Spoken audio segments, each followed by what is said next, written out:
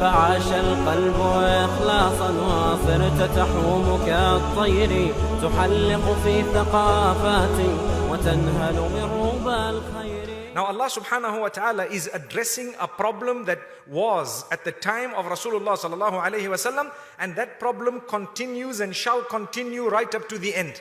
What is the problem?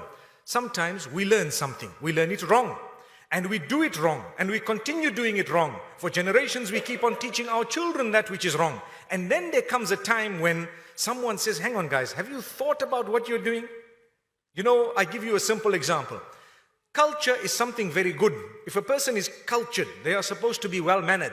But sometimes culture comes with baggage from before that is wrong. For example, the abuse of a daughter-in-law happens to exist in a lot of cultures.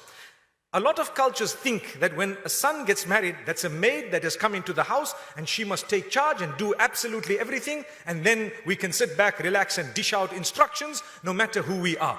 That is a dirty, unacceptable culture. It is filthy and we need to get rid of it. But the sad reality, we are so comfortable in it that when someone tells us that, look, this woman has a right, she is also a queen of the home, she has the right to her own abode, etc., we tend to say, no way.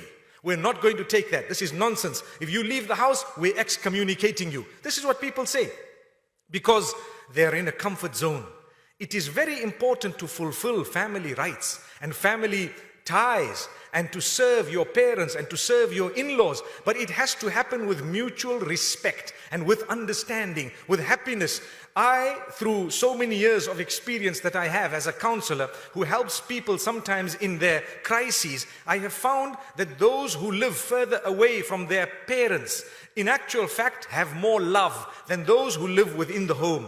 And this has happened in most cases. So if you were to help your children to actually live in an apartment across the road or somewhere in the suburb, in another part of the suburb or in another part of the city or somewhere else, perhaps the love that you will have may be much more than if you were to be in the same home throughout, dishing instructions to one another and perhaps trampling on the toes of one another because you are independent people who think independently, and you're trying after so many years to force this person to come into your rule when that really does not happen.